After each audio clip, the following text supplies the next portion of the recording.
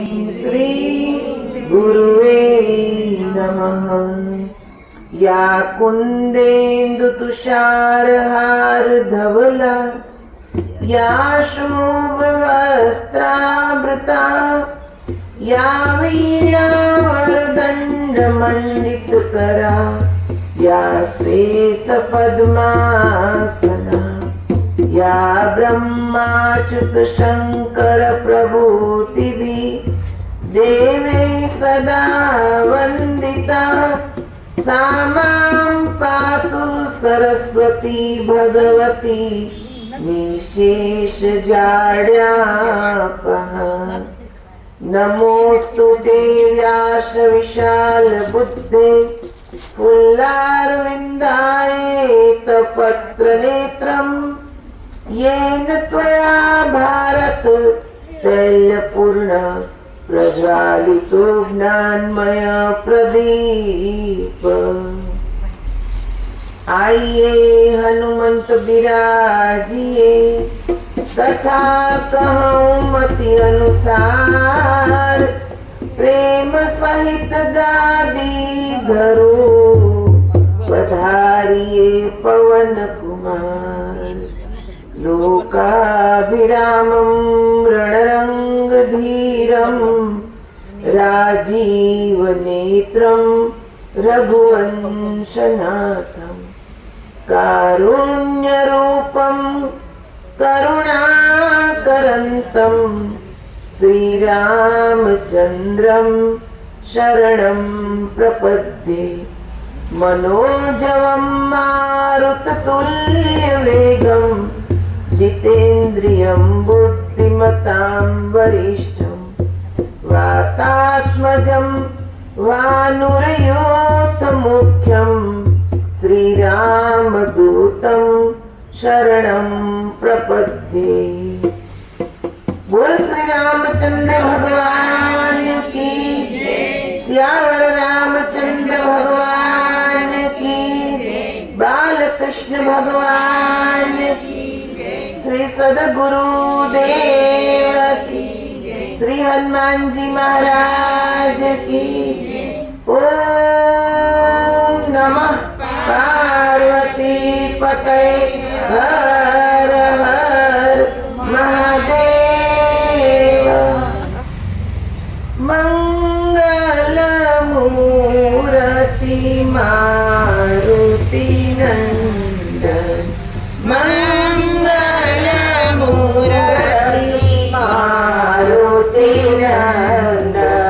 सकल अमंगल मूल निकंदन, सकल अमंगल मूल निकंदन, मंगल मूर्ति मारुति नंदन, मंगल मूर्ति मारुति नंदन। चरण कमल बंदो सब काहू, चरण कमल बंदो सब काहू, देहु राम पद नेहु निभाहु, देहु राम पद नेहु निभाहु। मंगल मूर्ति मारुति नंदन, मंगल मूर्ति मारुति नंदन। पवन तनय संतन हितकारी, पवन तनय संतन हितकारी, हृदय विराजत अवध बिहारी, हृदय विराजत अवध बिहारी, हृदय विराजत अवध बिहारी, हृदय विराजत अवध बिहारी। मंगल मूर्ति मारुति नंदन, मंगल मूर्ति मारुति नंदन। सकल अमंगल मूल निकंदन, सकल अमंगल मूल निकंदन, मंगल मूर्ति मारुति नंदन, मंगल मूर्ति मारुति नंदन। मातु पिता गुरु गणपति शारदा मात पिता गुरु गणपति शारदा शिवा समेत शंभु शुक नारद शिवा समित शंभु सुख नारद मंगल मूर्ति मारुति नंदन मंगल मूर्ति मारुति नंदन जय जय जय हनुमान गोसाई जय जय जय हनुमान गोसाई कृपा करो गुरुदेव की नाई कृपा करो गुरुदेव की नाई कृपा करो गुरुदेव की नाई कृपा करो गुरुदेव की नाई मंगल मूर्ति मारुति नंदन मंगल मूर्ति मारुति नंदन बंदो राम लखन वैदेही बंधु राम लखन वैदेही बंदो राम लखन वैदेही बंधव राम लखन वैदेही यह तुलसी के परम स्नेही यह तुलसी के परम स्नेही मंगल मूर्ति मारुति नंदन मंगल मूर्ति मारुति नंदन सकल अमंगल मूल निकंदन सकल मंगल मूल निकंदन मंगल मूर्ति मारुति नंदन मंगल मूर्ति मारुति नंदन बोल सियावर रामचंद्र भगवान की जय पवन सुत हनुमान की जय उमापति महादेव की जय श्री सदगुरु देव की जय सनातन धर्म की जय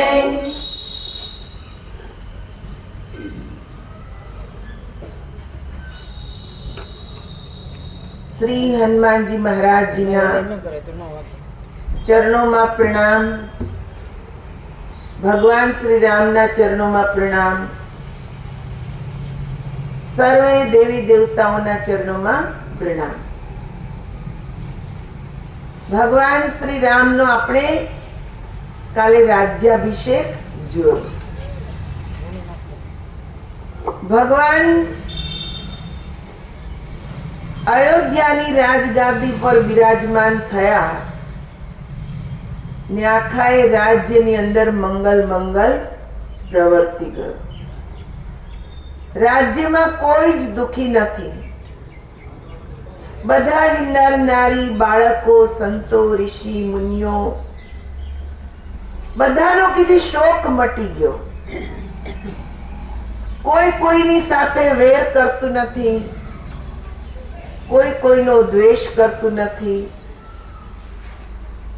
एकबीजाना सुख दुख में बधा साथी बनी सुख दुख ने वेचे आवी एक मंगल भावना बधाना हृदय में प्रवेशी गई प्रभु रामना प्रताप थी क्याय कोई आंतरिक कलह थतो नथी बधे सुख शांति એટલે तुलसीदास કહે છે दैहिक दैविक भौतिक तापा राम राज कहू नहीं व्यापा શું કહે છે कि सबनर करही परस्पर प्रीति चलई स्वधर्म निरत श्रुति नीति क्याय राम राज्यना रामना राज्य में क्या कोई भौतिक ताप नहीं कोई आध्यात्मिक ताप नहीं कोई किसी दैविक ताप नहीं कोई प्राणी कोई ने रंजाड़ता नहीं બધા જ આપસમાં અરસપરસ પ્રેમ કરે છે. વેદની નીતિ પ્રમાણે ધર્મમાં મન લગાવીને ચાલે છે. કેટલી સુંદર ભાવના! કેમ? કેમ કે બધાના હૃદયમાં એક જ રટણ છે, રામ. ગાદી પર બિરાજ્યા છે, પણ કે છે ને, યથા રાજા તથા પ્રજા. પ્રભુ રામની ભાવના જ નિર્મળ છે. એમને જ બધા પ્રત્યે એટલો પ્રેમ છે, એટલે બધા જ એમને એટલો પ્રેમ કરે છે. ને એમનો ભાવ જોઈને બધાની અંદર આપસમાં પ્રેમ જાગે છે. એટલે તો સંતોએ કીધું, વેરથી વેર શમે નહીં, પણ પ્રેમથી વેર શમી જાય. વેર હોય ને આપણે વધારે વેર વધારીએ તો વધે. ઓલું આગમાં ઘી ઓમવા જેવું થાય, હે ને? પણ કે જે આગ લાગી પાણી નાખી દો તો બુજાઈ જાય. તો પ્રેમ છે ને, પ્રેમ રૂપી પાણી રેડો. આજ પ્રભુ રામ શીખવે છે કે પ્રેમનો પ્રસાર કરો. બધામાં પ્રેમ જ છે, બધામાં પ્રેમ છે, કેમ કે બધામાં રામ છે. રામ કોઈનાથી દૂર નથી, એટલે તે નામ જ રામ છે. ગુરુ વશિષ્ઠ મહારાજે જ્યારે એમનો જન્મ થયો 10 દિવસ પછી નામકરણ સંસ્કાર કર્યા, ત્યારે એ જ ગુણ જોયા. શું કીધું? હે રાજન, રાજા દશરથને સંબોધીને કહે છે કે આ એક અદ્ભુત બાળક છે, રમે નિરંતર આત્મા, સવઘટ આઠો યામ, વાહી તે સંતન ધર્યો, રામ તાહી કો નામ. એ કે આ બધામાં નિરંતર રમણ કરે. 8 યામ યાની 8 પ્રહર. એવો એક પણ સમય નથી કે જ્યારે એના હૃદયમાં રામ રમતા ન હોય. બધામાં રમણ કરે છે. માટે જ હે રાજન, આ બાળકનું નામ છે રામ. જે બધાના હૃદયમાં રમણ કરે. જ્યાં રામ હોય ત્યાં પ્રેમ હોય. એ રામને જ ઓળખવાના છે. સંતોએ કીધું 4 પ્રકારના રામ છે, એક નહીં 4 પ્રકારના રામ. કયા કયા? પ્રથમો શાલિગ્રામ है, दूजो पारस राम, तीजो राजा राम है, चौथो आतम राम. पहला राम कोण? शालिग्राम, જે નેપાળની ગંડકી નદીમાંથી નીકળે છે. પછી બીજા પરશુરામ.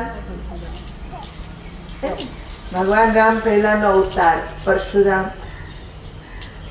નામ તો એનું રામ જ હતું, જમદગ્નિ ને રેણુકાના પુત્ર.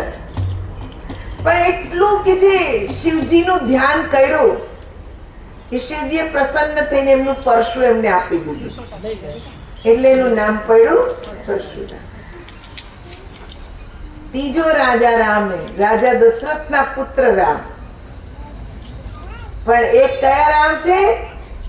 જે બધામાં રમણ કરે. ચોથો આતમ રામ. એનો જ કે જે વિચાર કરો કે આતમ રામને જાણો. એને જાણશો ને તો ઓટોમેટિક પ્રેમ જાગશે.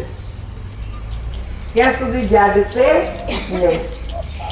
અહીંયા શું બતાવે છે કે ભગવાન રામના રાજ્યમાં કેટલું સુંદર વાતાવરણ છે. ચારહુ ચરણ ધર્મ જગમાહી, પૂરી રહા સપને અધનાહી, રામ ભક્તિ રતન અરુ નારી, सकल परम गति के अधिकारी. કેટલી સુંદર વાત કરી. સંસારમાં ધર્મ પોતાના 4 ચરણ ઉપર, સત્ય, સોચ, દયા, દાન, આ 4 વિદ્યમાન છે સંસારમાં. સપનામાં કે છે કોઈ પાપ કરતું નથી. બધા જ નર નારી જીવ જંતુ બધા જ ભગવાનની ભક્તિ કરે છે, અંતરથી ભક્તિ કરે છે, દેખાવની નહીં. કાલે આપણે કીધું હતું ને, ભક્તિ એક દેખાવની હોય ને એક અંતરની હોય. એક ભક્તિ નકલ વાળી હોય, એકબીજા નકલ કરે, એને કઈ રીતે હું કરું, પણ એ દેખાવની નકલ વાળી આ ભક્તિ આપણને મોક્ષ આપે નહીં. અંતરથી જે ભક્તિ કરો ને, ભગવાનને ઓળખીને, અહીંયા બધા જ કે છે ભગવાનને ઓળખીયા છે, એટલે બધા જ કે જે મોક્ષના અધિકારી બન્યા, પરમ ગતિ અધિકારી, બધા મોક્ષના અધિકારી બન્યા. રામ રાજ્યમાં કોઈનું અકાલ મૃત્યુ થતું નથી. અત્યારે કલિકાલમાં થાય જ ને, ઘરના મા બાપ દાદા દાદી બેઠા રહે ને પોતરા વયા જાય, અકાલ મૃત્યુ છે. એક્સિડન્ટથી, વિમાન અકસ્માતથી, કોઈક આત્મહત્યાથી, આ બધા અકાલ મૃત્યુ છે કે જે સમય પહેલા આવી જાય છે. પણ રામના રાજ્યમાં કે છે અકાલ મૃત્યુ થતું નથી, કોઈને પીડા થતી નથી. એ બધા જ કે જે સુદૃઢ છે, સુશાસિત છે, કોઈ અનુશાસનનો ભંગ કરતું નથી. કેમ કે રામ અનુશાસિત છે, રામ મર્યાદા પુરુષોત્તમ છે. યથા રાજા તથા પ્રજા. આપણી સરકાર તો ઘણા નિયમો કાઢે પણ કોઈ પાલન કરે છે? એમણે એમ કીધું જ કે સ્વચ્છતા જાળવો, સ્વચ્છતા જાળવો, પણ ક્યાં કોઈ જાળવે છે? કેમ? હા, પોતાનું આંગણું જ માંડ સાફ કરે છે. ઘરમાંથી આમ કચરો બહાર કાઢે, આંગણામાં જ પડ્યો હોય, પણ એમ વિચાર ના આવે કે આપણે આમ બહાર કાઢીએ, એના કરતા એને સુપડીમાં ભરીને કચરાની ડોલમાં નાખી દે.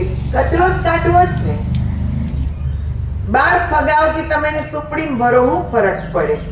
પણ નહીં, આપણી આદત જ એવી બની ગઈ છે કે આપણું જ સારું થવું જોઈએ, બીજાનું ભલે જે થવું હોય થાય. આ સદભાવના નથી. સદભાવના તો એને કહેવાય કે મારું એ સારું થાય ને બીજાનું સારું થાય. એને મહાન ભાવના તો એ છે કે પહેલા બીજાનું સારું થાય ને પછી ભલે મારું થાય, પહેલા બીજાનું કરું. આને બહુ મહાન ભાવના કહેવાય. પણ એવી જ ભાવના રામના રાજ્યમાં છે, કેમ કે મર્યાદા પુરુષોત્તમ છે, એ પોતે મર્યાદાનું પાલન કરે છે. રામના રાજ્યમાં કોઈ દરિદ્ર નથી, કોઈ દુઃખી નથી, કોઈ ગરીબ નથી. કેમ કે જે ભગવાનની ભક્તિ કરે ને એ મનથી જ એટલા સંતુષ્ટ થઈ જાય ને. રામચરિતમાનસમાં એક જગ્યાએ પ્રસંગ આવે છે કે લક્ષ્મણજી ભગવાનને પૂછે છે કે સૌથી મોટું ધન કયું? ભગવાને કેટલી સુંદર વાત કરી. गोधन गज धन बाज धन और रतन धन खान, जब आवे संतोष धन सब धन दूरी સમાન. એક ગાયોનું ધન હોય, ઘોડાઓનું ધન હોય, હાથીઓનું ધન હોય, રત્નોનું ધન હોય, આ બધું જ હોય, પણ સંતોષ ના હોય તો બધું નકામ. પણ જબ આવે સંતોષ ધન તો સબ ધન દૂરી સમાન. મનમાં સંતોષ આવી જવો જોઈએ કે મારી પાસે છે એ બરાબર છે. એ તો જવાનું તો બધાને જ છે, તમારે મારે બધાયને, પણ તોય આપણે બસ સંગ્રહ કરવાની જ વૃત્તિ છે. કેટલું ભેગું કરી લો, કેટલું કરી લો. અરે ભેગું કરીને ક્યાં જવાના? કોના માટે લઈ જવાના? જવાના તો ખાલી જાત. આજે જ એક બેનનો ફોન આવ્યો 2-3 જગ્યાએ કે છે જોયું, વિચરણ કર્યું, આશ્રમ બનાવ્યા ને પછી એ કે હવે હજી એક કરવાની ઈચ્છા છે. મેં કીધું ક્યાં લઈ જવાનું બધું? અહીંયા તો રહી જવાનું નહીં? બધામાં આ જ ભાવ. કાંઈક તો સુધારો હોવો જોઈએ. એકવાર લંડન થી એક બેન આવ્યા, મને કે દીદી આશ્રમ બનાવ ને, આ ફ્લેટમાં આશ્રમ સારો નહોતો. મેં કીધું આમાં શું વાંધો છે? નીચે હોય કાંઈ હોય, રહેવું તો એટલું જ છે ને. જગ્યા કેટલી જોઈએ? સુવા કેટલી જગ્યા જોઈએ? 3x6. એમાં ઊંઘ આવી જાય. મેં કીધું મને કાંઈ ફરક પડતો નથી. આ છે ને એ મૂકીને જવાનું છે, અહીં લઈને જ જવાનું. અહીંયા જ રહી જશે. ખબર નહીં કોણ વાપરશે, આપણને કાંઈ ખબર નથી. એક ઘડીભરનો ભરોસો નથી. કો જાને કલ કી મૂરખ નર બાત કરે કલ કી. પલની ખબર નથી આપણને કે આપણું શું થવાનું છે. અમારા એક સંત હતા ને, આમ સત્સંગ કરતા કરતા આમ થઈ ગયા. સત્સંગ કરતા કરતા હવે એને ખબર હતી કે હું આમ ઢળી જઈશ, પણ આમ સત્સંગ બધાની યાર સત્સંગ કરે ને ઢળી ગયું માથું. એટલે જીવનનો કોઈ ભરોસો જ નથી. બહુ ક્ષણિક છે આ જીવન. તો આપણી લોભ વૃત્તિ, સંગ્રહ કરવાની વૃત્તિ, આને છોડીએ, થોડુંક છોડીએ તો જ ઈશ્વર તરફ મન જશે. ને કલિકાલમાં તો જ્યાં જાય ધન ત્યાં જાય મન. જ્યાં ધન જાય ત્યાં મન જાય. સાચી વાત છે. તમારું મન જો પરમારથમાં વપરાય ને તો જ પરમારથની ભાવના જાગે. ને એટલે સંતો કે લક્ષ્મીજીને છે ને તમે વાપરતા શીખો, એને માં ગણો. માની આપણે ક્યારે આલોચના કરીએ નહીં, પૂજનીય માનીએ છીએ. લક્ષ્મીજી પૂજનીય છે ને પૂજનીય એટલે રોજ તમે એના ફોટાની પૂજા કરો કે 500ની 100ની નોટને તિલક કરો, એ પૂજા નહીં. પરમાર્થમાં એને વાપરો, એ એની પૂજા છે. દિન દુખી ને કે જે થોડા કામ આવીએ, કોઈ ભણવામાં હોશિયાર છે, મા બાપ ભણાવી નથી શકતા, એવા બાળકને કે જે તમે વિદ્યાદાન આપો, એને ભણવા માટે કે છે પૈસા આપો. કોઈ ભૂખ્યું છે એને ભોજન કરાવો, જેને વસ્ત્ર નથી એને વસ્ત્ર પહેરાવો. આ પૂજા છે. ને આ જો કર્યું હોય તો કેટલા આશીર્વાદ મળે. નડિયાદની એક સ્કૂલમાં જાતી, આદિવાસી એરિયામાં, એકદમ ઇન્ટિરિયર, ભાંગી તૂટેલી સ્કૂલ. અચાનક મને બસમાં એક ટીચર બેન મળી ગઈ સ્કૂલના, બાજુમાં જ બેઠેલા, વાતચીત કરી. તો મેં એને કીધું આવીશ તમારી સ્કૂલ જોવા. ગઈ હું. પછી મેં એને કીધું આપણે આને ડેવલપ કરીએ. કે કેવી રીતે કરશું? મેં કીધું બસ ભગવાન કરાવશે, આને ડેવલપ કરીએ. બાળકો કેટલા 500 જેટલા બાળકો ભણવા આવે. ધીરે ધીરે એક દાતા મળી ગયા, એની સાથે મળી થોડુંક એણે, થોડુંક મેં, થોડુંક કોઈ બીજા આમ કરી ને સ્કૂલને રિપેર કરાવી. એમાં બધા ક્લાસમાં બોર્ડ મુકાવ્યા, 2 કમ્પ્યુટર મૂક્યા, લાઇબ્રેરી વસાવી. ને જ્યારે જાઓ ત્યારે બાળકોને જમાડું, એટલે બાળકોને ખબર પડી કે દીદી આવે ને ત્યારે મસ્ત જમાડે. આગલા દિવસથી બાળકો જમે નહીં ઘરે. એ દીદી આવાના દાળમાં શાક, લાડવા, ભજીયા અંતે ખવડાવશે. ત્યાંના જ એક બ્રાહ્મણ દેવતા મળી ગયા, રસોઈયા. ને એને કહી રાખ્યું કે તમારે બનાવી દેવાની રસોઈ, જે થાય અમે આપી દઈશું.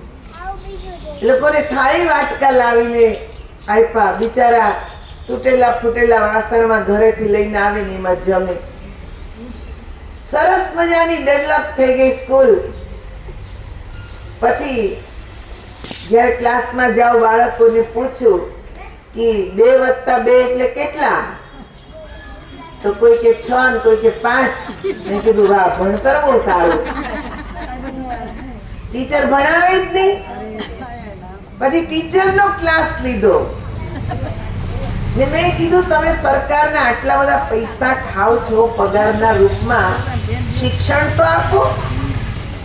તમારા 5મા ધોરણના બાળકને ખબર નથી 2 + 2 4, તમે ભણાવો જ શું એને?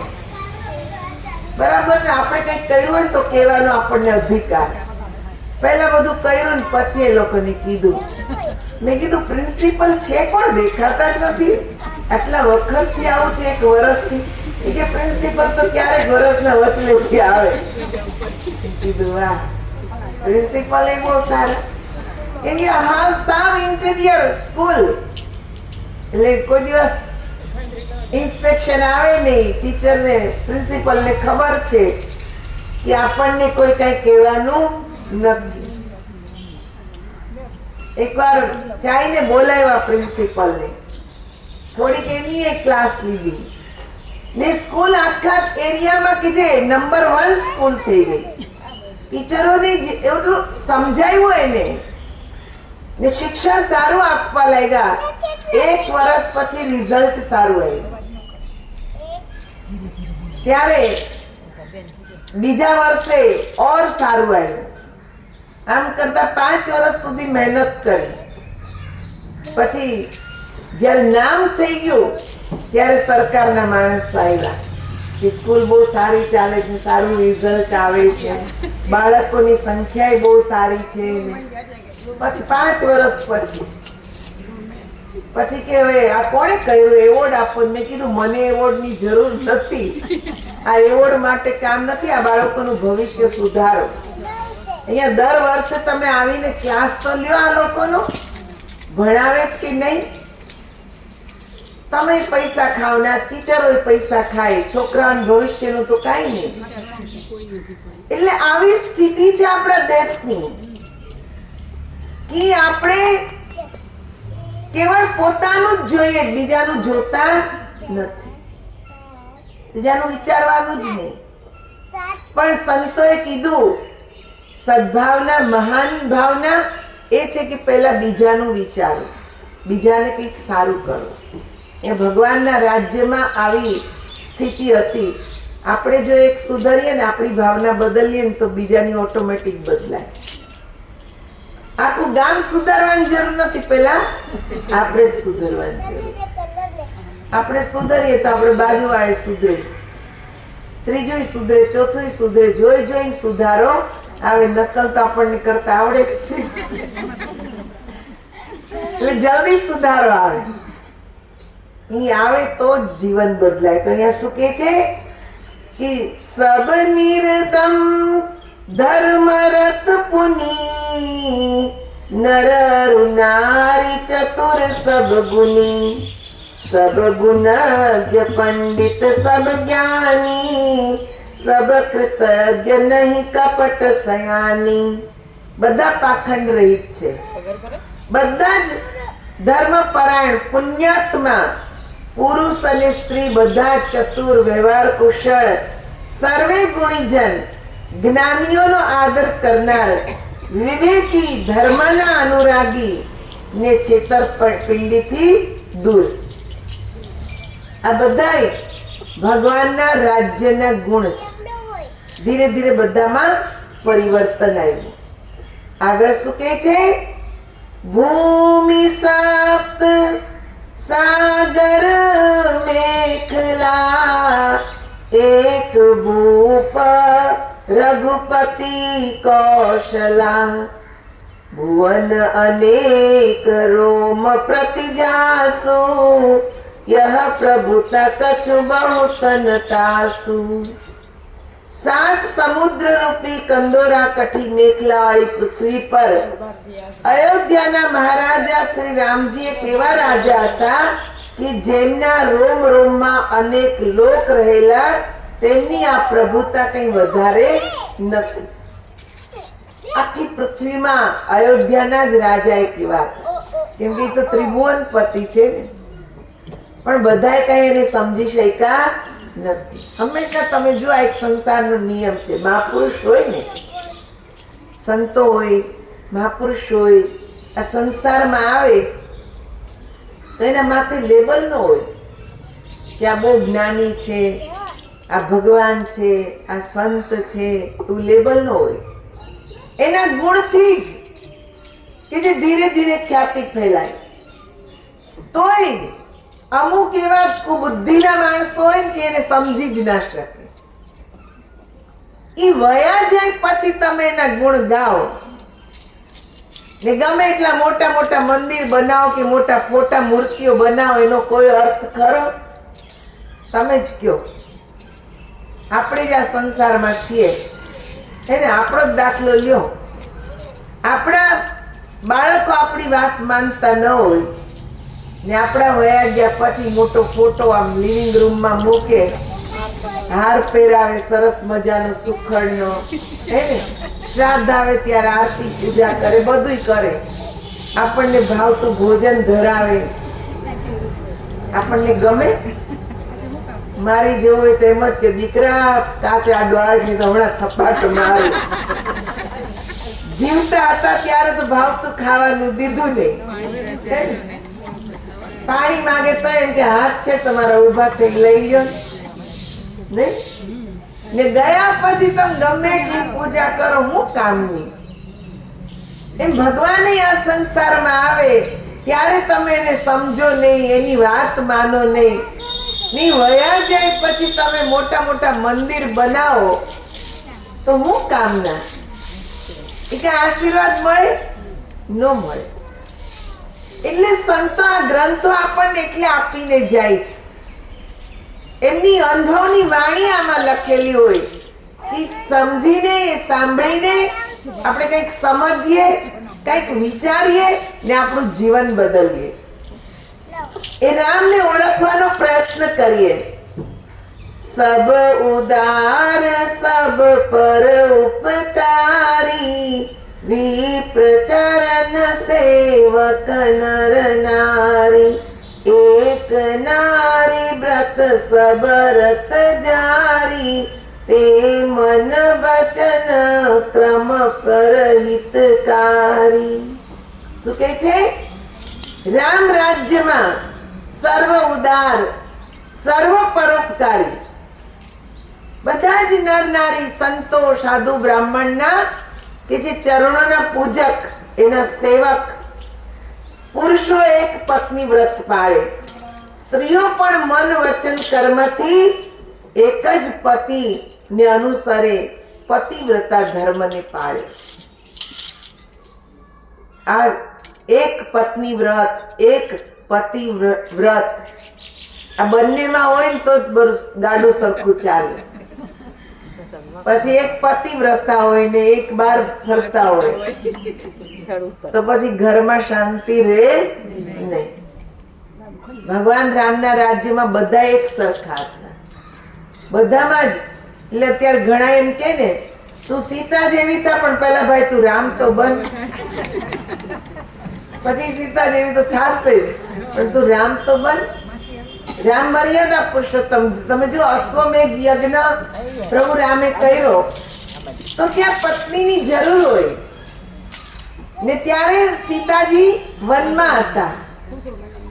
ગુરુ વશિષ્ઠજીએ કીધું કે બીજા લગ્ન કરો, પત્ની વગર યજ્ઞ થાય નહીં.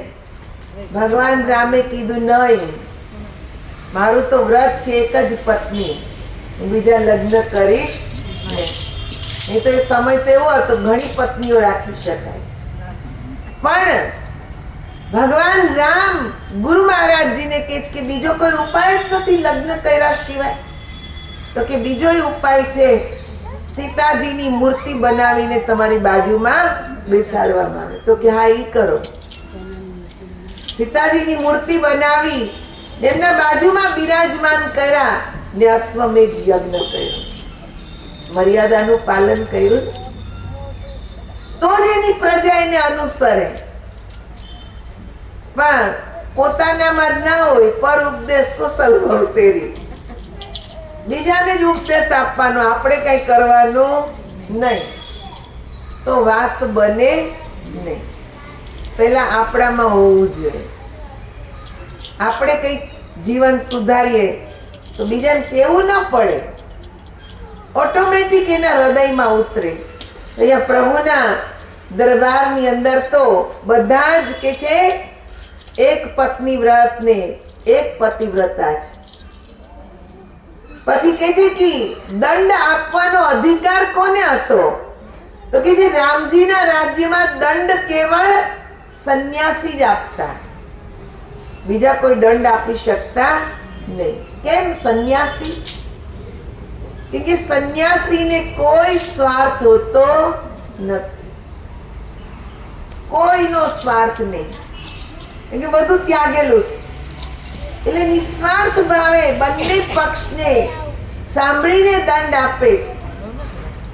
એમના સમયમાં રાજાઓને કોઈ અધિકાર હતો નહીં.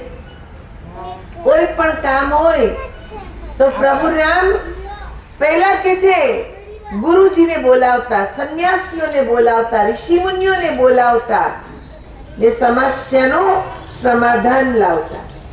પછી કે છે ભગવાનના દરબારમાં કોઈ ભેદ નહોતો. ક્યાંય કે છે ડાન્સ નાટક એવું સારા ઘરના લોકો કોઈ કરતા નહીં. એક અલગ જ સમાજ હતો જેને ભાંડ સમાજ કહેવામાં આવે. એ જ નાચ કૂદ કરે, બીજા કે જે સારા ઘરના લોકો આ કાર્ય કરે ને. આજ છે એવું? આજ તો બધાયમાં આવી ગયું. અત્યારે તો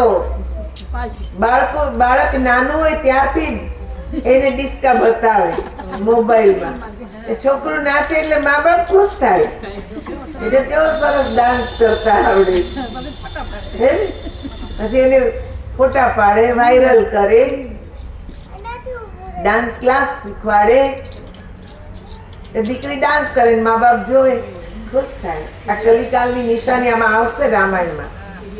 ઉત્તરકાંડની અંદર બહુ સમજવા જેવું છે આ વિષય. એટલે જ મેં લીધો જ, કેમ કે આપણે બીજી બધી કથાઓ તો બધે સાંભળીએ જ છીએ, પણ રામના રાજ્યાભિષેક પછી શું થયું એ કથા આપણને ખબર નથી. તો એને જ આપણે આ જાણવાનું છે કે રામના રાજ્યાભિષેક પછી રામે રાજ કર્યું તો કેવું રાજ કર્યું, શું હતું. કેમ કે આ જે કથા છે ને એ ભગવાન શંકર માતા પાર્વતીજીને સંભળાવે છે, પણ એ કથા સંભળાવે છે જે કાગભૂષણજીએ ગરુડજીને કહી. આ એ કથા છે ને. કાગભૂષણજી એને ઘણા જન્મ લીધેલા, એની પણ કથા આવશે. કેટલા બધા જન્મ એને લીધા છે, જન્મને ધારણ કર્યા, પણ રામની ભક્તિથી વિમુખ થયા નહીં. એટલે આમાં તો એ બધું જાણવાનું છે કે આપણું જીવન કેવું હોવું જોઈએ, એ જ સમજવાનું. ઘણા એમ થતું હશે કે ભગવાનના જન્મની કથા તો કરી નહીં, પણ આ કથા જ નથી, એ બધું થઈ ગયું છે. હવે તો આ કથા એ છે કે ભગવાનનો રાજ્યાભિષેક થયો પછી કેવું જીવન હતું, પછી ભગવાન શું કરતા. ભગવાન મોજ મજા કરતા નહીં. ભગવાન ઋષિ મુનિઓ સાથે જ્ઞાન ગોષ્ઠી કરતા, એમના ભાઈઓને, પરિવારને એને પણ જ્ઞાન ગોષ્ઠીમાં બેસાડતા. અત્યારે આપણે ભક્તિ કરતા હોય ને ઘરમાં બીજા ન કરતા હોય, આપણને પરવાઈ ન હોય, ભલે ન કરે વાંધો નહીં, આપણે કરી લઈ ને. નહીં, નિયમ તો એ હોવો જોઈએ કે સવાર સાંજ આપણા ઘરમાં આરતી થાય તો બધા સદસ્ય હાજર હોય. એ 5 મિનિટ તો આપણે કાઢીએ ભગવાન માટે. બધા એક સાથે બેસીને ભગવાનની આરતી કરીએ એટલો તો સમય મળે. એ શીખવાનું છે કે સવાર સાંજ 5 મિનિટ ભેગા થઈ ભગવાનનું નામ લઈએ, એની આરતી ગાઈએ, એના ગુણગાન ગાઈએ, 5 મિનિટ એનું ધ્યાન કરીએ, તો પ્રભુના આશીર્વાદ આપણી ઉપર ઉતરે. આ તો એક ભક્તિ કરે, બીજું કરે કાંઈ વાંધો નહીં, ન કરે કાંઈ નહીં. બધાને આપણે સમજાવવું પડે. પણ આમાં એવું છે ને કે સ્વયં પહેલા સત્ય પોતે જ સમજવું પડે છે. આપણે જો સત્ય સમજ્યા હોય તો ઓટોમેટિક સામેની વ્યક્તિના હૃદયમાં એ સત્ય જાગે. હા, બીજો એક પ્રશ્ન છે આમાં કે બધાના પોતપોતાના કર્મ પણ હોય છે, એ કર્મ અનુસાર એ જીવે છે. પણ આપણો પ્રયત્ન, આપણે અગર જાગી ગયા છીએ કે એક દિવાસળીથી તમે એક દીવો પ્રગટાવ્યો, પછી એ પ્રગટાવેલો દીવો બીજા 1000 દીવા પ્રગટાવી શકે, પણ પહેલી એક માચીસની જરૂર તો પડે ને. આપણે માચીસ બનવી પડે કે આપણે પહેલા જાગૃત થઈ જાય, આપણામાં એ પ્રગટાવવાની શક્તિ હોવી જોઈએ. જો આપણે જાગી ગયા તો ધીરે ધીરે બીજા જાગશે. રાહ જોવી પડશે. ધીરજની બહુ જરૂર છે. ધીરજ ખોઈ નાખી એ કથામાં આવે છે કે જો ધીરજ ખોઈ નાખી તો વાત ગઈ, પણ ધીરજ રાખી તો એનું ફળ તો મળવાનું જ છે. એટલે સંતો કહે કે ધીરે ધીરે રે મના ધીરે સબ કુછ હોય, માલી સિંચે 100 ઘડા, ઋતુ આએ ફલ હોય. ધીરે ધીરે બધું થાય. એક જ દિવસમાં આપણે કોઈ બદલી નાખીએ એવું હોતું નથી. એક જ દિવસમાં કોઈ નહીં બદલાય, પણ ધીરે ધીરે ધીરે ધીરે આજ એક ગુણ આવ્યો, કાલ બીજો આવે, ધીરે ધીરે આવે, વિકસિત થાય. ગુણ તો આવી જાય પણ પછી વિકસિત થવો જોઈએ.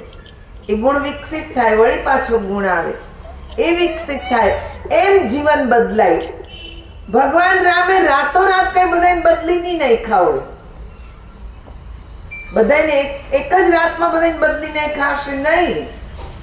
એમને સમય લાગ્યો હશે, કેમ કે લોકો એમના જીવનને જુએ તોય આટલા મહાન હતા, ત્રિભુવનપતિ હતા, હે ને, ભગવાન વિષ્ણુનો અંશ છે. કેટલી માં સીતાની અગ્નિ પરીક્ષા કરી તો એને મેણું મારવા વાળો હતો કે નહીં? તો કોક તો હોય, એવું નથી કે ના હોય. આપણા ઘરમાં હોય, આપણા ગામમાં હોય. પહેલા તો ઘરમાં જ જોવાનું, પહેલા આપણા ઘરમાં જ હોય. એકાદું તો એવું હોય જ કે જે આપણને રોકે, પછી બહાર.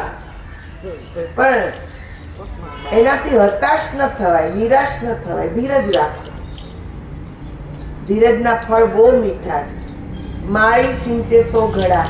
આમ ઝાડ વાવ્યું છે, માળી 100 ઘડા પાણી રોજ આપે, રોજ આપે, રોજ આપે.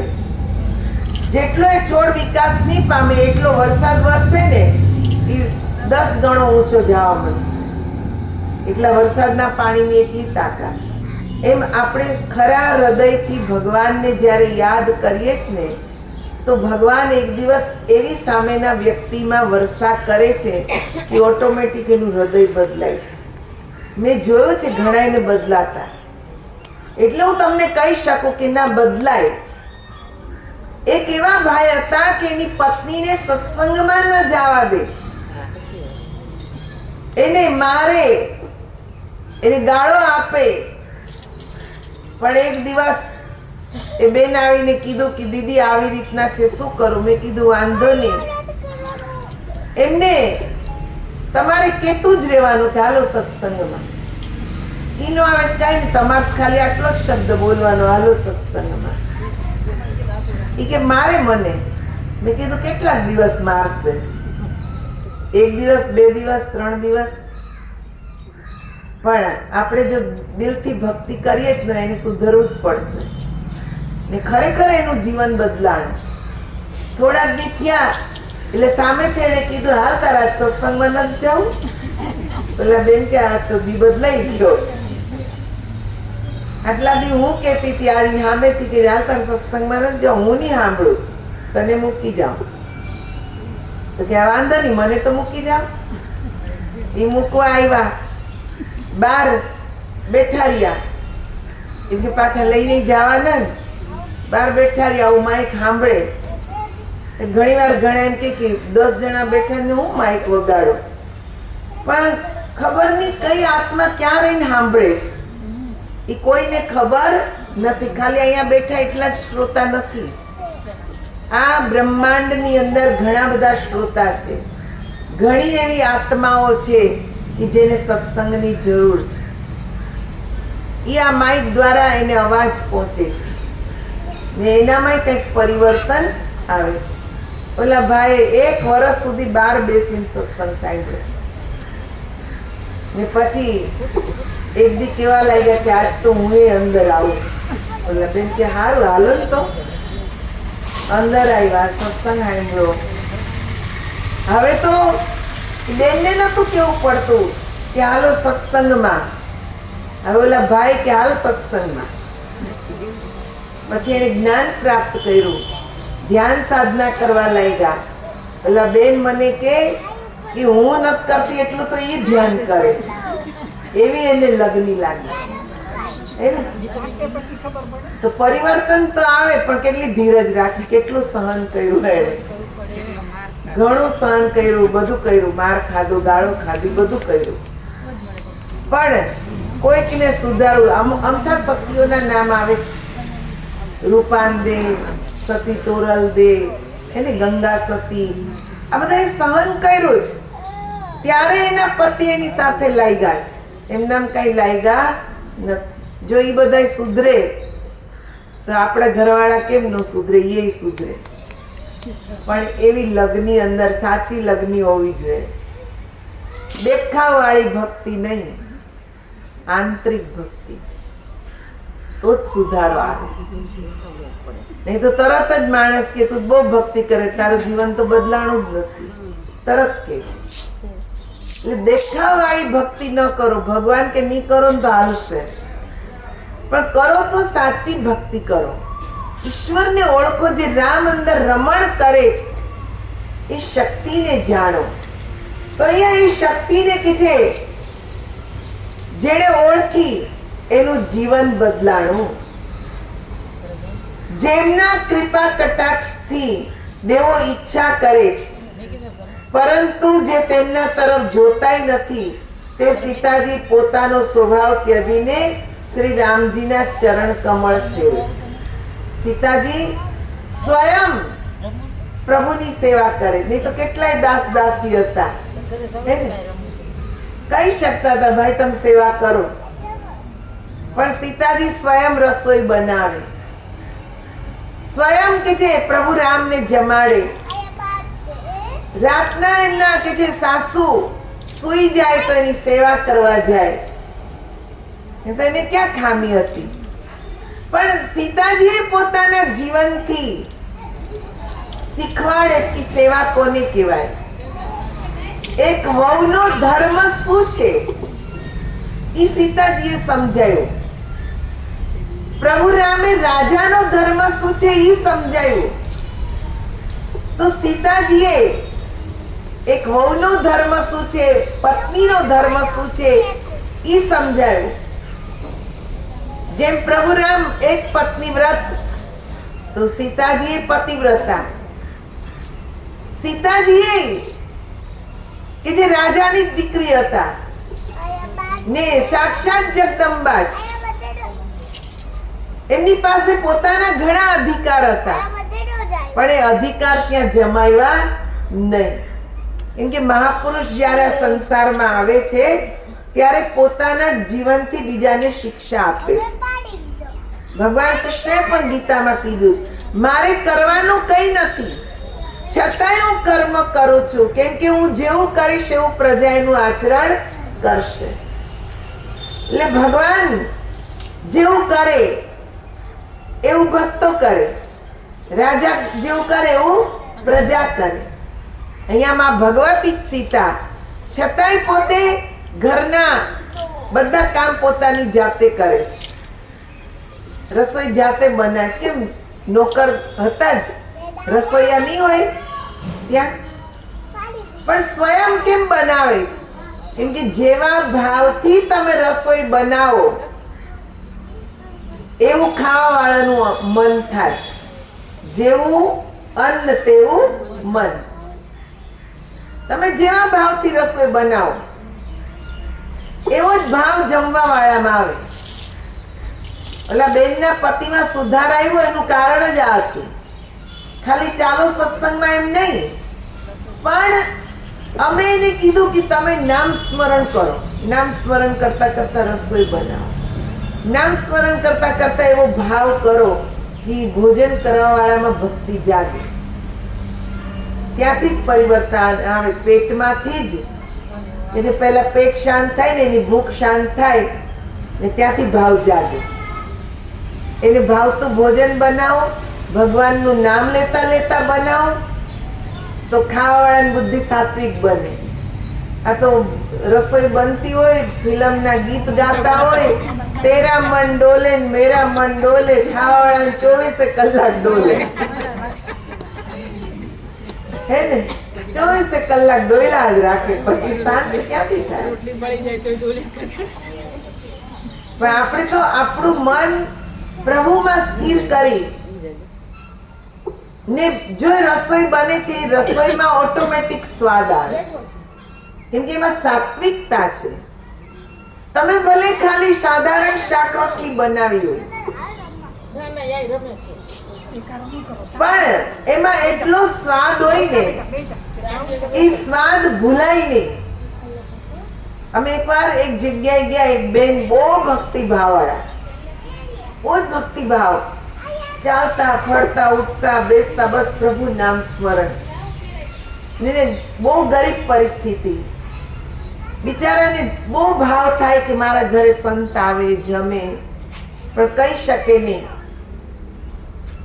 એક દિવસ મેં સામેથી એને પૂછ્યું, મેં કીધું કે તમે રોજ આવો, તમારા મનમાં કંઈક છે, તમારે કંઈક કેવું જ પણ તમે કહી નથી શકતા, કેમ કે બધા જાય તો એ બેઠા હોય, પણ એની હિંમત ના થાય. મેં કીધું તમારે કંઈક કેવું છું, જે કેવું હોય કયો ને, હું તમારી બેન જ છું, તમે કયો. એ કે દીદી મને એક જ ઈચ્છા થાય છે કે હું તમને જમાડું, તમે આવો મારા ઘરે. મેં કીધું હા કેમ નહીં. એ કે પણ મારે તો સાવ નાની ઝૂંપડી છે, તમે કેવી રીતે ત્યાં બેસશો? મેં કીધું તમે ક્યાં બેસો છો? તમે એમાં જ બેસો છો ને, તો હું બેસીશ. તમે એમાં રહીને ભગવાનનું ભજન કરો જ ને, ધ્યાન કરો જ નહીં. કે હા. મેં કીધું તો અમે ત્યાં બેસશું. એ કે પણ મને તો કાંઈ એવા પકવાન ને એવું બધું કાંઈ આવડતું નથી, હું તો ખાલી શાક રોટલી દાળ ભાત ને એવું બનાવું. મેં કીધું વાંધો નહીં, એવું બનાવું છું. બહુ જ ભક્તિભાવ વાળા, એટલી પવિત્ર આત્મા, કેમ કે ઈ આવે ને ત્યાં અમને એમ થાય કે હાલે ઈ આવી ગયા, કેમ કે એનો ભાવ જ એવો. ઓલું નહીં, રાજા જનક આજ્ઞવલ્ક્ય ઋષિ કથા કરતા હતા તો બધા જ આવી જાય, પણ જ્યાં સુધી રાજા જનક ના આવે ને ત્યાં સુધી આજ્ઞવલ્ક્ય ઋષિ કથા ચાલુ ના કરે. તો એકવાર રાજા જનક ને મોડું થયું વધારે, તો બધા શ્રોતા બેઠેલા કે કથા ચાલુ કરો ને. આજ્ઞવલ્ક્ય ઋષિ કહેવા લાગ્યા હજી એક શ્રોતા નથી આવ્યા.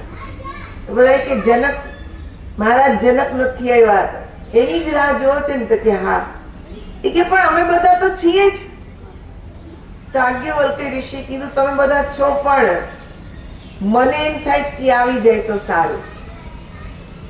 તો કે એમાં એવું તો શું છે? તો આજ્ઞવલ્ક્ય ઋષિ કઈ બોલ્યા જ નહીં. જનક મહારાજ આવ્યા એટલે કથા ચાલુ કરી. એક દિવસ હજી 2-3 દિવસ વીતા હતા ને એક સિપાઈ દોડતો દોડતો આવ્યો, મહારાજ મહારાજ જલ્દી ચાલો, નગરમાં આગ લાગી, નગરમાં આગ લાગી. ને ત્યાં તો જે શ્રોતા બેઠા હતા ને ઉઠી ઉઠીને ભાગવા માંડ્યા કે આગ લાગી, મારું ઘર બળી જશે, મારું ઘર બળી જશે. બધા ભાગવા માંડ્યા. હજી થોડાક બેઠા જ વળે ઓલો સિપાઈ બીજો આવ્યો, મહારાજ હવે તો રાજમહેલની નજીક આગ આવી ગઈ, જલ્દી ચાલો જલ્દી ચાલો. થોડાક બેઠા હતા એ વયા ગયા, જે રાજમહેલની આજુબાજુ રહેતા હતા ને એ વયા ગયા. એ કે મહારાજ આગ તો હવે મહેલમાં આવી. તો મહેલના જે કર્મચારી હતા એ ભાગ્યા કે મહેલમાં આગ લાગી, અમારો સામાન ત્યાં પડ્યો બળી જશે. છેવટે ખાલી જનક મહારાજ રહ્યા, બાકી કોઈ રહ્યું નહીં. થોડીક વારમાં બધા પાછા આવ્યા તો જોયું તો જનક મહારાજ ત્યાં જ બેઠા હતા. તો આજ્ઞવલ્કે મહારાજે કીધું, બચાવી લીધું ઘર?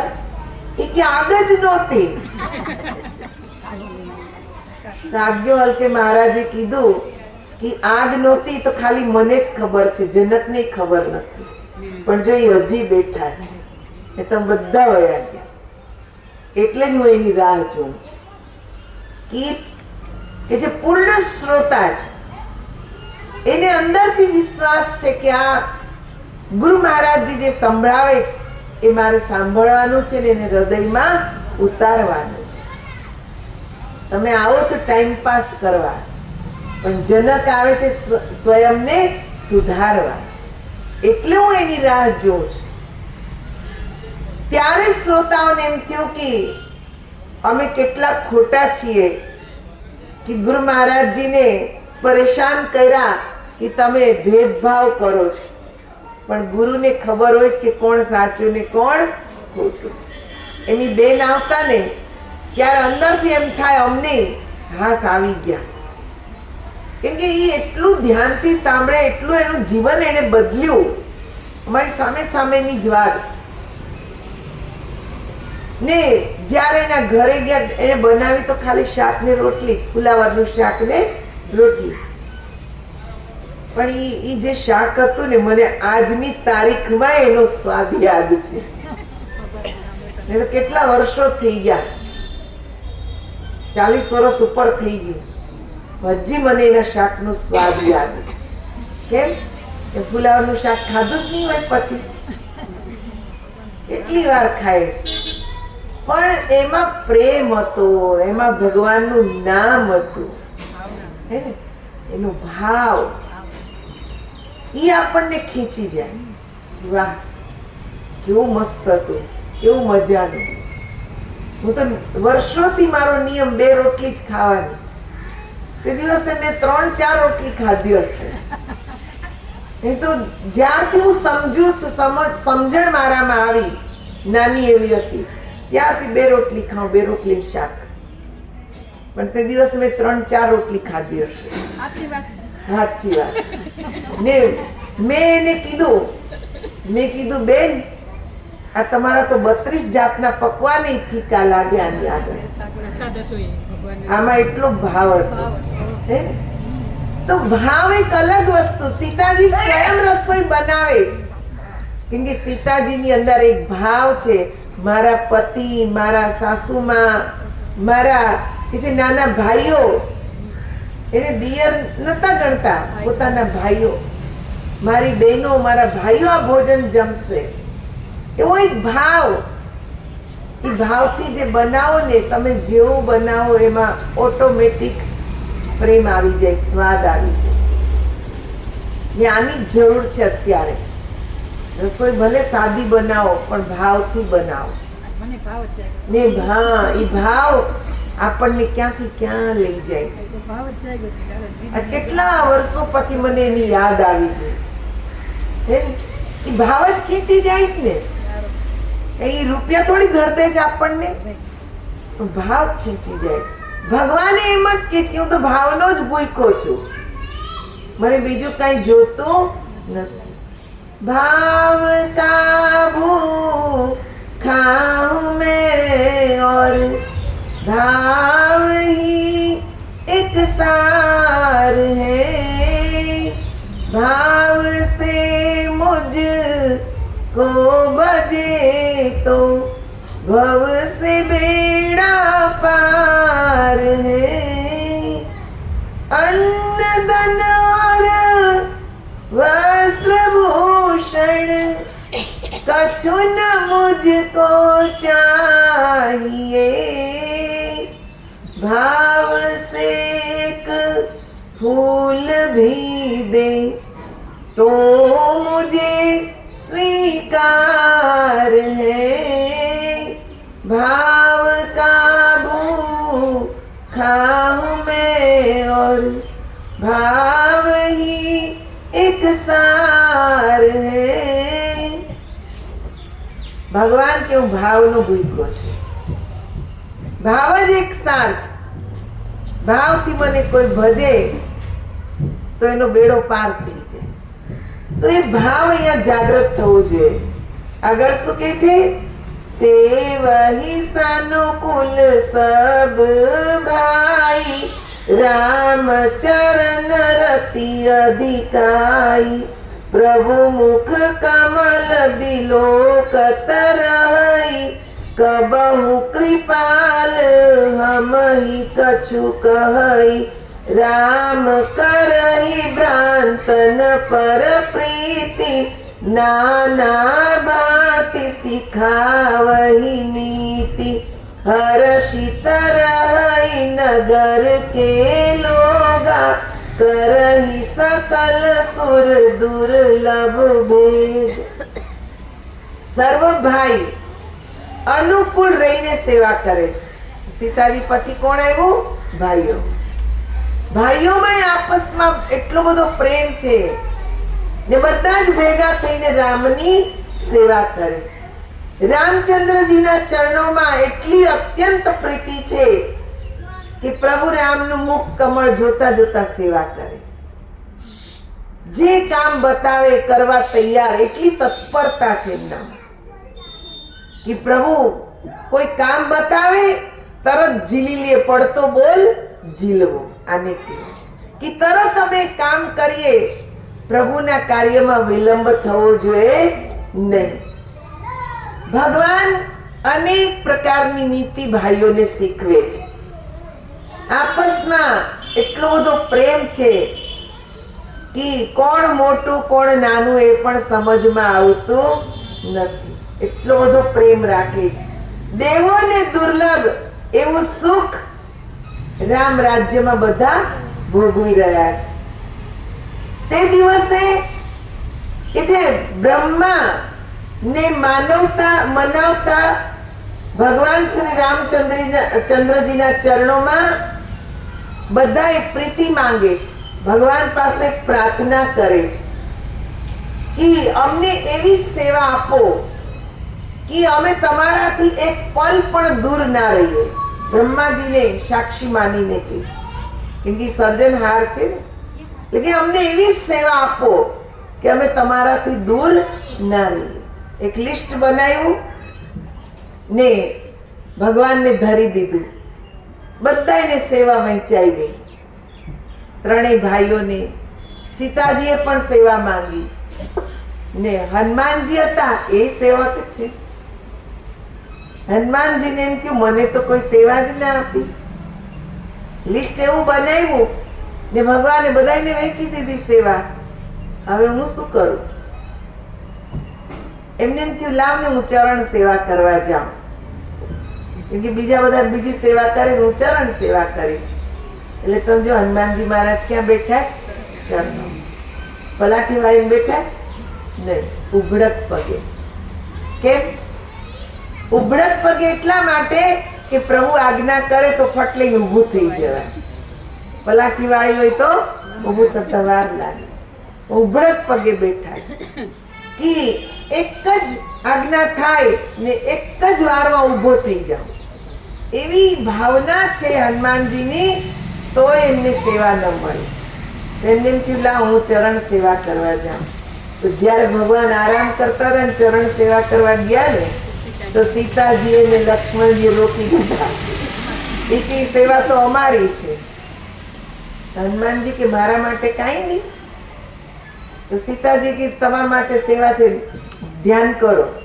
એ કે સારું માતા, તમારી આજ્ઞા થઈ ગઈ તો કરીશ. પણ ભગવાન રામ આવ્યા એટલે હનુમાનજીને પૂછ્યું કે કેમ ઉદાસ છો?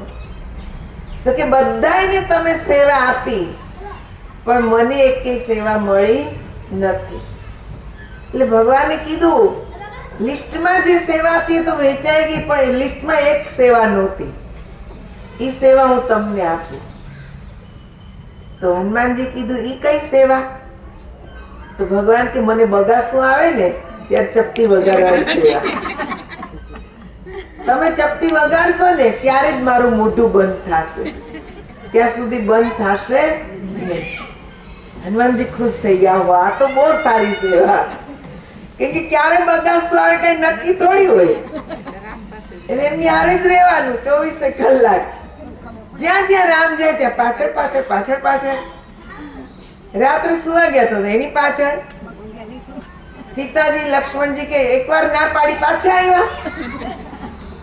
એ કે માતા એવી જ સેવા મળી. એ કે ના ના, સેવા તો અમે જ લઈ લીધી બધી, હવે તમારી પાસે કોઈ સેવા નથી. મેં તમને કીધું ને તમારી એક જ સેવા છે કે તમે ધ્યાન કરો. હવે માતાને કઈ કહેવાય તો નહીં, કેમ કે ગુરુ માતા છે. એટલે હનુમાનજી એમની આજ્ઞાનું પાલન કર્યું. બગીચામાં જઈને બેસી ગયા ધ્યાન કરવા. ભગવાને વચન આપ્યું હતું તમે ચપટી વગાડશો તો જ મારું મોઢું બંધ થશે બગાસું આવે ત્યારે. એટલે જેવી નીંદર આવી, સીતાજીને લક્ષ્મણજી ચરણ સેવા કરે એટલે નીંદર આવી ને બગાસું આવ્યું. નીંદર આવતા પહેલા બગાસું આવે ને,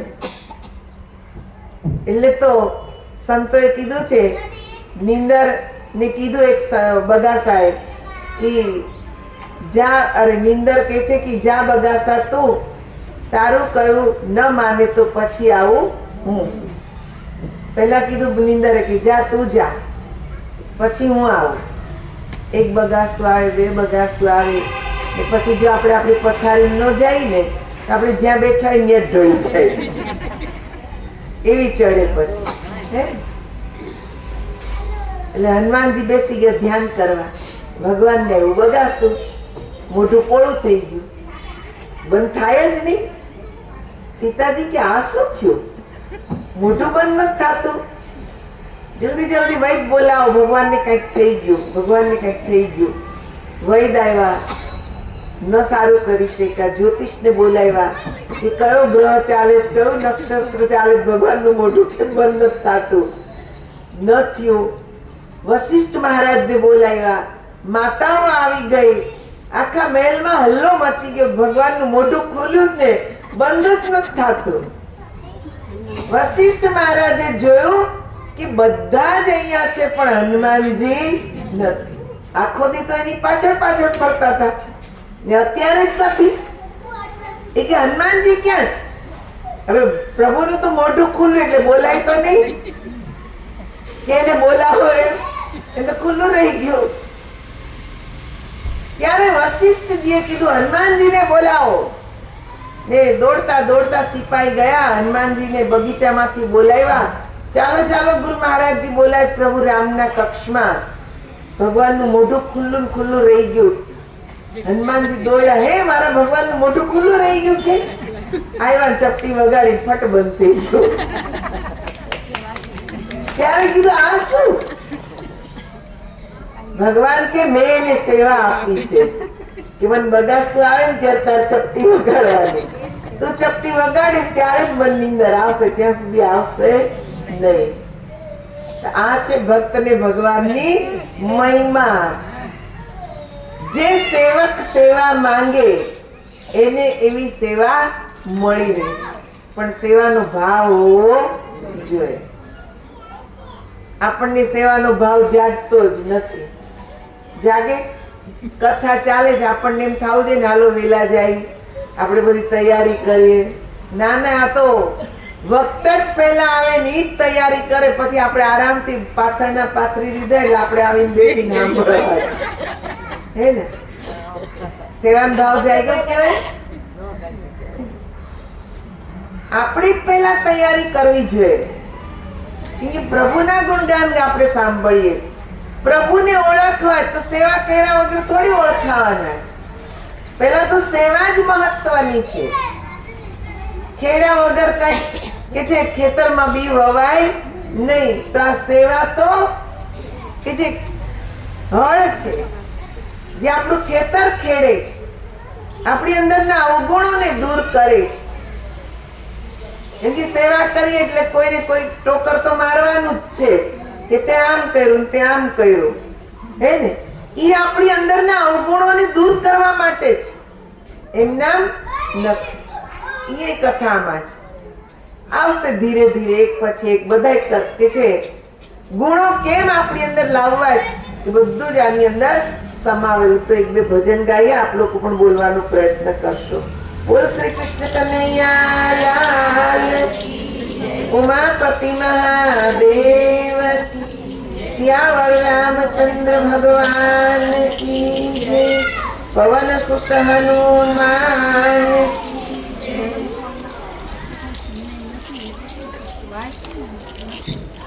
કાયા નિર્મળ થઈ જાય સંતોના સંગમાં, કાયા નિર્મળ થઈ જાય સંતોના સંગમાં, નિત્ય નવો આનંદ થાય સંતોના સંગમાં, નિત્ય નવો આનંદ થાય સંતોના સંગમાં, સારસ મણી જેવી સંતોની કાયા, સારસ મણી જેવી સંતોની કાયા, દૂધું કંચન થઈ જાય સંતોના સંગમાં, ઓઢો કંચન થઈ જાય સંતોના સંગમાં, કાયા નિર્મળ થઈ જાય સંતોના સંગમાં, કાયા નિર્મળ થઈ જાય સંતોના સંગમાં,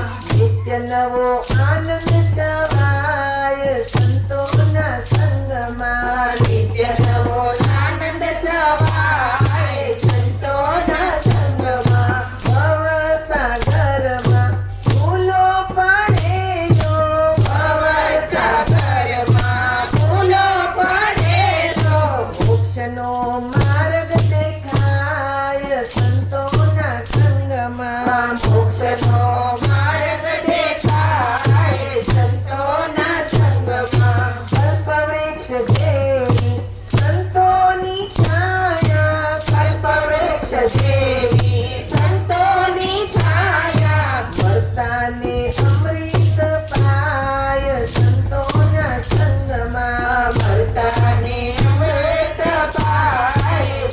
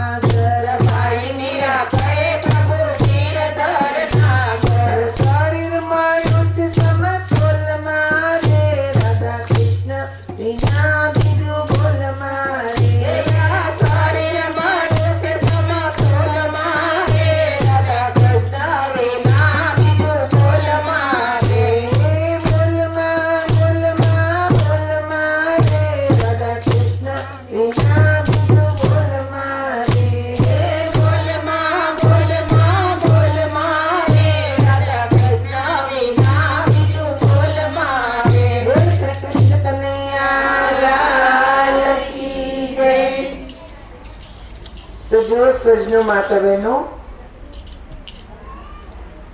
કેવી સેવા હોવી જોઈએ, કેવો ભાવ હોવો જોઈએ, કેવો આપસમાં પ્રેમ હોવો જોઈએ, આ બધું જ આપણે જોયું. આગળ ભગવાનનું વર્ણન કરે કે ભગવાન હનુમાનજી ની અહીંયા વાત બતાવેલી છે. પવન પુત્ર હનુમાનજી સહિત ત્રણેય ભાઈઓએ દંડવત પ્રણામ કર્યા. કોને? જે ઋષિ મુનિઓ, સનકાદી ઋષિ મુનિઓ આવ્યા પ્રભુની સભામાં. કેમ કે મેં કીધું ને કે રોજ સભા ભરાતી ને સભામાં અનેક ઋષિ મુનિ આવતા. આજ સનકાદી મુનિ આવ્યા છે. તેમને ત્રણેય ભાઈઓએ પ્રણામ કર્યા. મુનિ તો ભગવાનની અપ્રિતમ શોભા જોઈને એટલા મગ્ન થઈ ગયા કે એના મનને રોકી શક્યા નહીં તો તપસ્વી હતા, ધ્યાની હતા, નિર્ગુણ બ્રહ્મનું ધ્યાન કરે છે.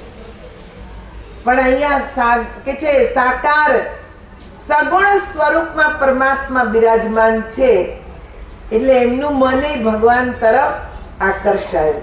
ક્યાં? બહારના સ્વરૂપમાં. એટલે તો કે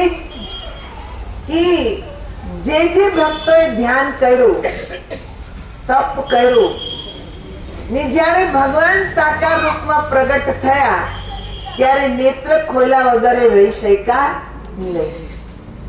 અહીંયા સનકાદી મુનિ બહુ તપસ્વી હતા. નહીં તો એને કામ બ્રહ્માજી એટલે પ્રગટ કર્યા હતા કે તમે સૃષ્ટિનું સર્જન કરવામાં મને સહયોગી થાવ. પણ સનકાદી મુનિઓએ કહી દીધું નહીં, અમે તો ધ્યાન જ કરશું ને નીકળી ગયા ધ્યાન કરવા. પણ જ્યારે પ્રભુએ અવતાર ધારણ કર્યો, રાજ્યાભિષેક થયો તો એની અપ્રિતમ શોભા જોવા માટે આવ્યા. શ્યામલ ગાત સરોરુહલોચન સુંદરતા મંદિર ભવમોચન એક ટાક રહે નિમિષ ન લાવહી પ્રભુ કર જોરી શીસ નમાવહી.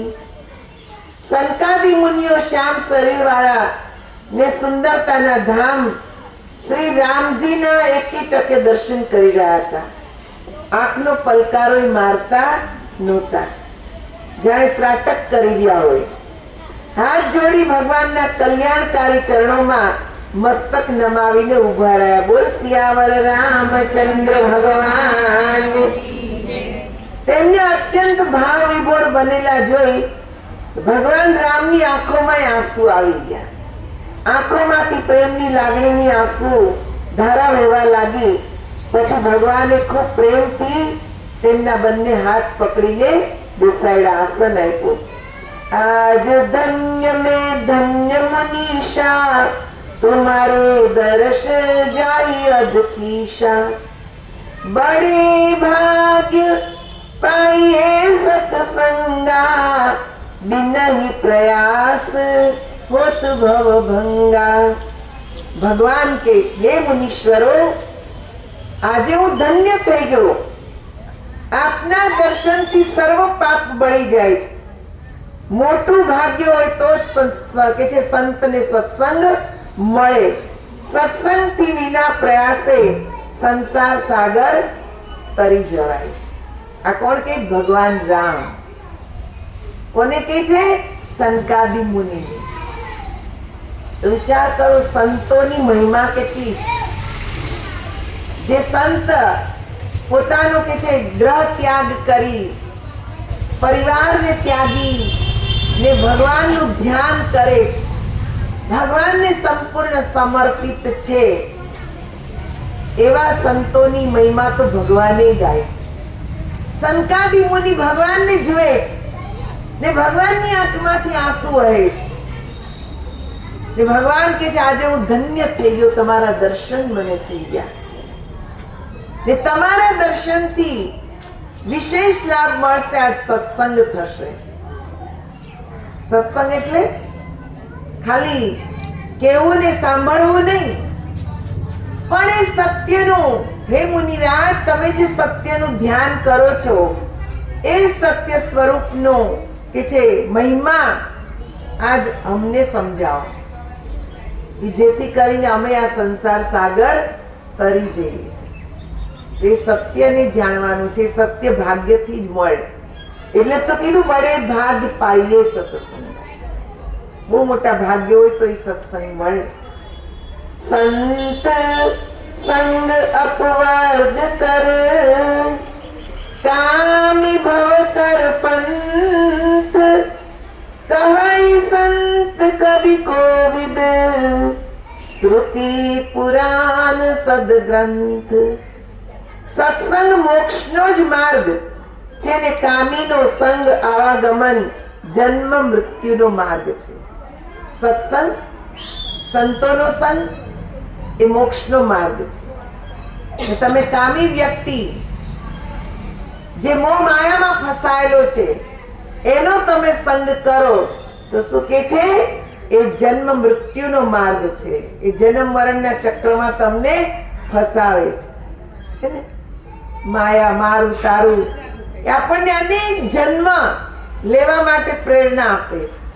જ્યારે સત્યનો માર્ગ, સંતોનો માર્ગ એ મોક્ષનો માર્ગ છે. આપણને આવા ગમનના ચક્રમાંથી છોડાવી દે છે.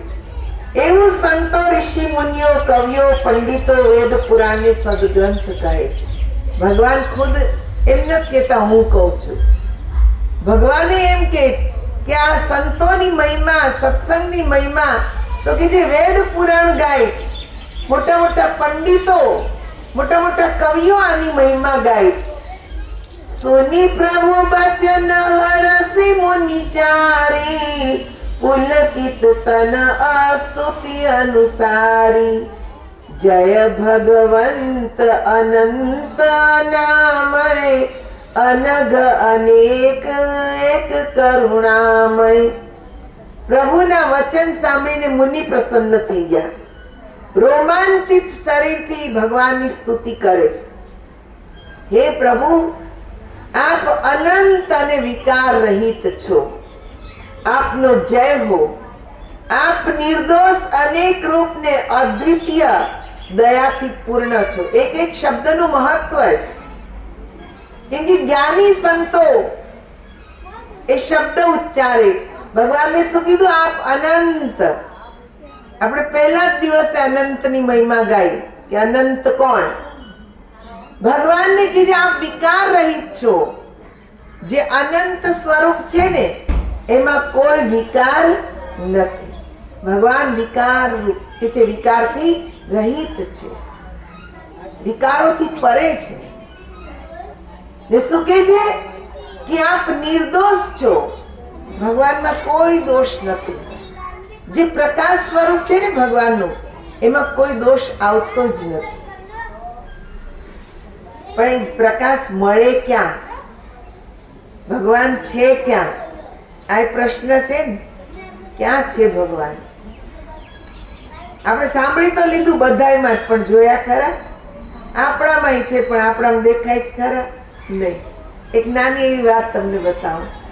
એકવાર છે ને એક શેઠ, બહુ મોટા હીરાના વેપારી, બોમ્બે થી કલકત્તા હીરા વેચવા જઈ રહ્યા છે.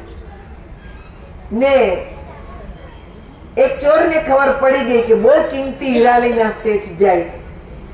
એટલે ઈ જ ટ્રેનમાં, ઈ જ ડબ્બામાં એને બુકિંગ કરાવ્યું, બધી લાગવગ લગાડીને. શેઠની સામે જ બેસી ગયા ને જઈને કે જે વાતચીત ચાલુ થઈ, ટ્રેન ચાલુ થઈ એટલે તમે કયા ગામના, શું કરો છો, નામ છે, તેમ છે. આપણે તો ઓળખાણ કરવામાં પાવરદા બધા.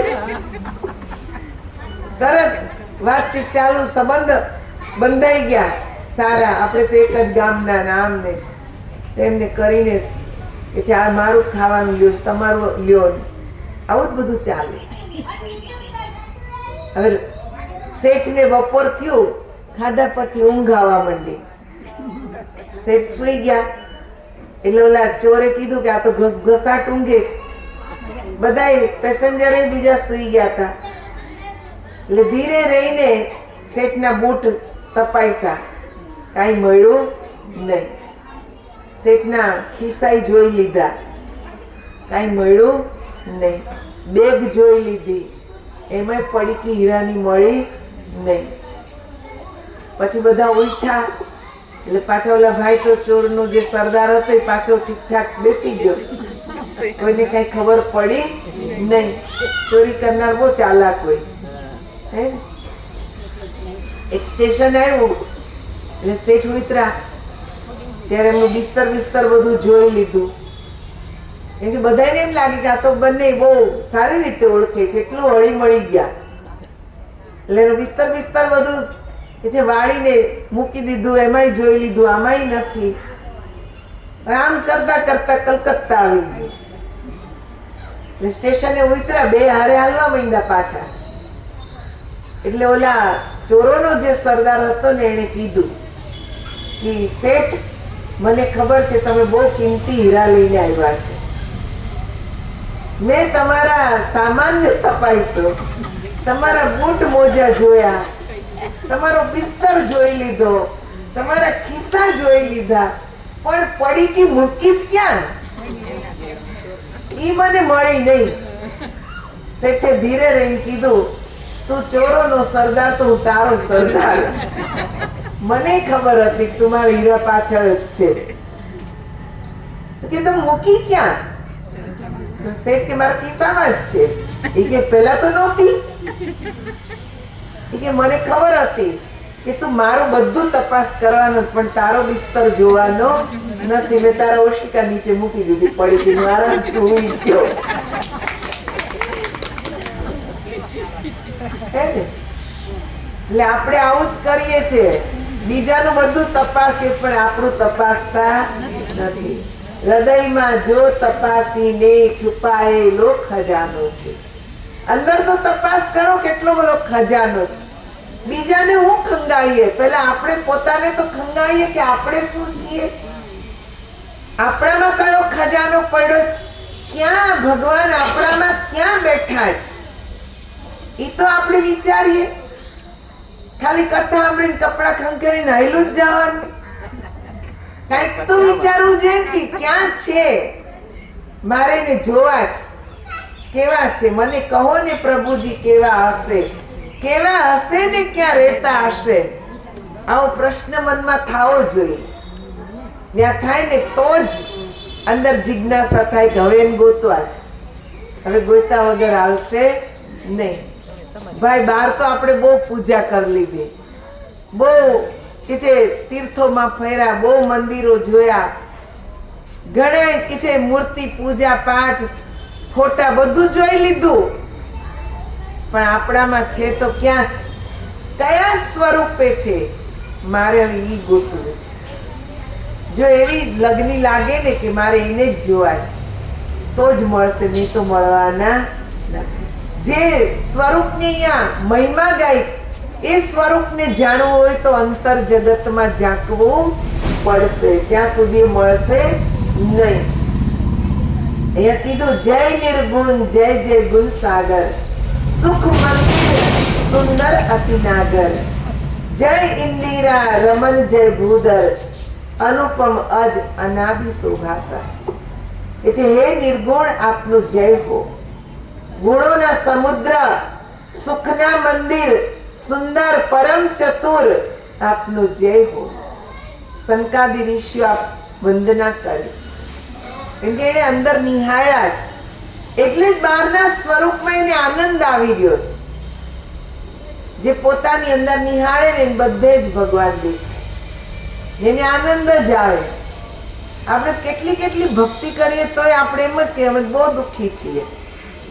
ભાઈ ભક્તિ કરે દુઃખી જ ન હોય, એને તો સુખ જ સુખ હોય. એનો મતલબ જ એવો થયો કે હજી આપણે ભક્તિ કરતા નથી. સાચી ભક્તિ આપણે જાણી જ નથી. જે જાણી હોય તો આપણામાં આનંદ જ આનંદ હોય.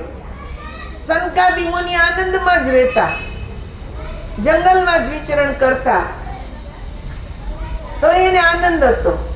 ને આપણે આટલું બધું છે હે ને, તોય આપણે આનંદમાં નથી રહેતા. પેલા માણસોની પાસે એટલા કપડાય નહોતા, એકનું એક કપડું કેટલે થીંગડા મારી મારીને પહેરે. હે ને? એક છે મને યાદ છે, ચંપલ વરમાં એકવાર મળે તૂટી જાય, પાછું બંધાય, વળી પાછું બંધાય, ચંપલની અસલ ડિઝાઇન ભૂલાઈ જાય કે કેવી હતી. એવો ટાઈમ હતો તોય લોકો ખુશ રહેતા. ને અત્યારે કેટલી જાતના ચંપલ હોય, કેટલી જાતના કપડા હોય, હાંધવાનું તો આવે જ નહીં. જરા ઘસાય તે કાઢી નાખો, હવે આ બહુ જૂનું થઈ ગયું. તોય માણસો કે છે દુખી ને દુખી. બેને કીધું સાચી વાત છે, હારા લુગડા હોય એને કાપીને કાણા પાડીને પહેરે, અડધું અંગ દેખાય. હે ને? ઈ ફેશન માં આવી જાય, પણ તોય સુખી નથી. મારો કહેવાનો ભાવ ઈ છે કે તમે જે કરો ઈ પણ સુખ તો નથી જ. મનને આનંદ નથી, શાંતિ નથી. એનું કારણ શું છે? એ કારણ આપણે ગોતતા નથી કે આટલી બધી અશાંતિ કેમ, બધું હોવા છતાંય કેમ શાંતિ આવી જોઈએ ને? ભાઈ કોઈ કઈક ભક્તિ કરો, ભક્તિ એ કરીએ તોય શાંતિ નથી, તો ભક્તિ કરવામાં ક્યાંક ખામી છે. આપણો મોબાઈલ ફોન હોય બરાબર, કોઈને તમે નંબર ડાયલ કરો છો, એને લાગે જ નહીં નંબર, તો આપણે નંબર ચેક કરીએ, બરાબર તો કર્યો જ, હા ભાઈ નંબર બરાબર છે, તો એ કેમ નથી લાગતો? તો આપણે પૂછીએ કે ભાઈ તમને ટાવર તો બરાબર છે ને? આપણું ટાવર ચેક કરીએ, તોય નથી લાગતો. ટાવર બરાબર છે તમારું ને સામેવાળાનું, તોય નથી લાગતો. પછી શું કહીએ? આમાં જ કંઈક ખામી લાગી છે, આ મોબાઈલમાં છે, હવે આને રિપેર કરાવો. કરાવીએ ને? એમને આમ ચલાવીએ જ કે ના ના ભલે જે હોય હાલશે, હલાવીએ નહીં. એ રિપેર થઈને આવે, નંબર લાગવા માંડે એટલે કે શાંતિ થઈ જાય કે હા હવે બરાબર. એમ ભક્તિમાં કેમ નથી થતું કે ભગવાનને નંબર નથી લાગતો? આટલું બધું કરીએ, વ્રત ઉપવાસ પૂજા પાઠ તીરથ બધું કરીએ જ, છતાંય ભગવાનનો નંબર કેમ નથી લાગતો? તો ભક્તિ રૂપી મોબાઈલમાં ખામી છે. હે ને? એ ક્યાંક રિપેર તો કરાવવો પડશે ને. કોણ રિપેર કરે? દુકાનવાળો? નહીં, સંત ગુરુ ઈ રિપેર કરે છે. એની પાસે જાઓ, જઈને પગ પકડો કે હવે તો બતાવો, અમારો મોબાઈલ ઠીક કરી દો, અમારો નંબર લાગી જાય, તો કઈક શાંતિ મળે. બોલ સિયાવર રામચંદ્ર ભગવાન, સનાતન ધર્મ કી જય, ઉમાપતિ મહાદેવ કી, બાલકૃષ્ણ લાલ કી, શ્રી સદગુરુ દેવ કી. ઓમ નમઃ પાર્વતી પતય હર હર મહાદેવ. તમારા પગ